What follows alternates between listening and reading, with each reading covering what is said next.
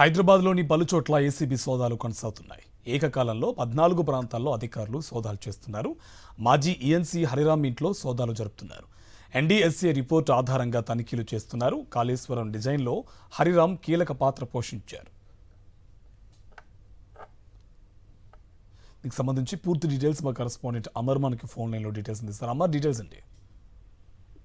కార్తీక్, కాళేశ్వరం సంబంధించిన కుంభకోణం కేసులో ఇప్పటికే ఏసీబీ అధికారులు దూకుడు పెంచారని చెప్పొచ్చు. ఇప్పటికే ఒకవైపు విజిలెన్స్ ఎంక్వైరీ కొనసాగుతుంది. ఇరిగేషన్ శాఖ మాజీ ఎంపీ హరిరామ్ ఇంటిపైన మొత్తం అతనితో పాటు మొత్తం 14 చోట్ల ఏసీబీ అధికారులు అయితే సోదాలు నిర్వహిస్తున్నారు. అయితే హరిరామ్ తాడి చేతిలో నిర్వహిస్తున్నారు. ఉదయం నుంచి ఏకకాలంలో ఒక్కసారిగా దర్యాప్తు బృందాలన్నీ కూడా 14 చోట్ల ఏదైతే సోదాలు అయితే కొనసాగిస్తున్నారు. అయితే కాళేశ్వరం ప్రాజెక్టుకు సంబంధించి కీలకంగా ఇతను వ్యవహరించారు. హరిరామ్ నాయకులు వ్యవహారం మీద పూర్తిగా ఈ ఎస్టిమేట్ అనేది జరిగింది కాబట్టి ఇప్పటికే గత 2 రోజుల క్రితం ఇచ్చినటువంటి ఎన్డీఎస్ఏ రిపోర్ట్ ఆధారంగా ఏసీబీ అధికారులు అయితే సోదాలు అయితే నిర్వహిస్తున్నారు. 2 రోజుల క్రితమే ఇటు ఎన్డీఎస్ఏ సంబంధించిన నివేదిక వచ్చింది. ఆ నివేదిక ప్రభుత్వానికి చేరిన తర్వాత ప్రభుత్వం ఏసీబీని ఆదేశించిన నేపథ్యంలో పూర్తి స్థాయిలో ఎన్డీఎస్ఏ రిపోర్ట్ ఆధారంగా ప్రస్తుతం ఏసీబీ అధికారులు అయితే దర్యాప్తు చేస్తా ఉన్నారు. ప్రస్తుతం ఈ సోదాలకు సంబంధించి చూసుకుంటే మొత్తం హరిరామ్ సంబంధించిన ఏదైతే అతనికి సంబంధించిన అక్రమాస్తుల వ్యవహారానికి సంబంధించి ఒకవైపు